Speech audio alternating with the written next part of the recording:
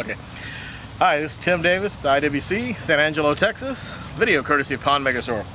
We're going to show you how to pot up a tropical water lily. Now, we've already had a couple videos, and one of them discussed how to set up this pot. We put about this much soil, a little over a fourth, then we put fertilizer, mix that in. Then we came up to here, added more fertilizer, mixed that in. Came up to here, added the final fertilizer, mixed that all in. Then we hit it with a top layer of just plain dirt. So this is dirt. What I'm going to do, I'll dig some of this out of the way. And now you can see that gray looking stuff right here, that's the fertilizer. So we're now getting down into the fertilizer matrix. If you're planting a small juvenile plant with juvenile roots, you wouldn't want to set that right on that fertilizer because that's pretty hot because of the chemical breakdown as it does its thing. I just add a little water to make this easier to move some stuff out of my way. Now our pot is ready. What we're going to basically do, I'm going to get the plant that's in a 1 gallon container. We're going to plant it up in this. This is a 10. This thing's already got all the fertilizer it needs. This will take us through, it's now middle of July. This will take us through the end of the season here, which is, you know, late September. So this is bringing it up to a really big water lily, correct? Yeah, we've got a bloom that's about 4 inches wide right now. And once this gets into the fertilizer and growing good, we'll probably have about a 10-inch bloom on this flower. If it was left alone and there was nothing else to compete with it, it would have about a 12-foot spread. And if you were to have a smaller pond and a smaller water lily, what size pot would you use? Probably a 2-gallon squat pot. You know, if you have, let's say, a 10-foot wide pond, you know, maybe go up to a 3. But fertilize it pretty heavy? Same ratio, and like I said, when you're bumping up, you'll see in a minute when we grab that other plant that it's going to have a whole string of roots all the way around the outside. And by setting it down in here into the fertilizer matrix, it can immediately start feeding and sustaining itself. How do you know when you need fertilizer?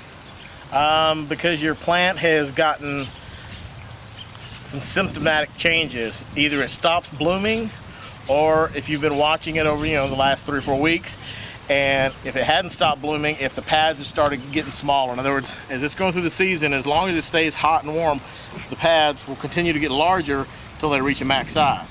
But then if all the new pads coming up start going down, and your maximum size pads now are like half that size, it's either out of food or it's root bound. Either one means the plant is going to stop production, it's going to stop making flowers, it thinks it needs to go to sleep. And if you're using fertilizer tablets instead of the Landon fertilizer, which is what we were using, the granular, how many fertilizer tabs would you use? About 5 per container.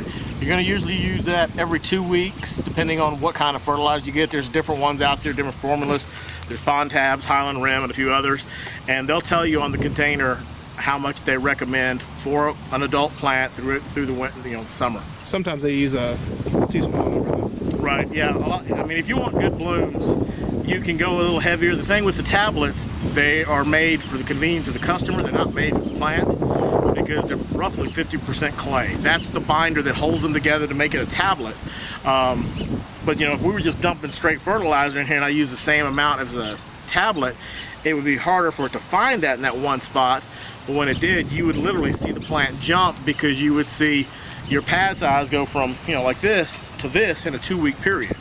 So do not use one tablet, use a couple of tablets. Use 4 to 5 at least. All right, let's take a look at the lily. Alrighty.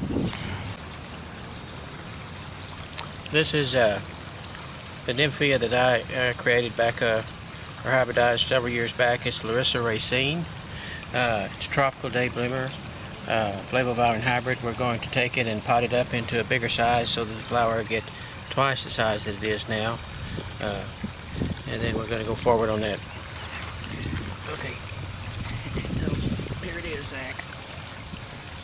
Here it is in a 1-gallon pot. You can see it's growing. It's a 1-gallon plant. Edge of the pot. It is really taking up its root bound, and it needs to get into that bigger pot. Okay. Here we go.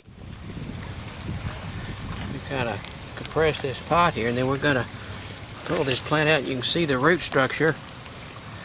It's all root bound, so when it gets into that new soil, it's just going to take off. And that's what we're going to do right here. Now the tropicals do not grow across the top of the pot like the hardies do, so you can plant it right in the center of the pot. Yeah, that's what we want to do, put it dead center. And we'll add a little more dirt on this.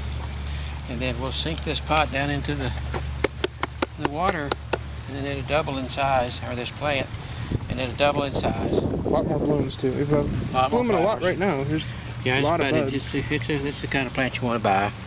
Anyway, and of course the leaves will get bigger. Leaves will get twice this size. This plant was introduced to the market in 2011 at Pond Megastore. Thank you, Ken. Okay, and we're going to set it in the pot, in the pool right here. Here we go. Down it goes. The leaves will fix themselves in a day or so. Yeah. And it'll just start jumping right away. Yeah, it'll be growing big time pretty soon. Yeah, this time next week it'll have a whole bunch of blooms and be twice the size of the plant almost. Simple as that. This is Zach with Pond Megastore. Thanks for watching.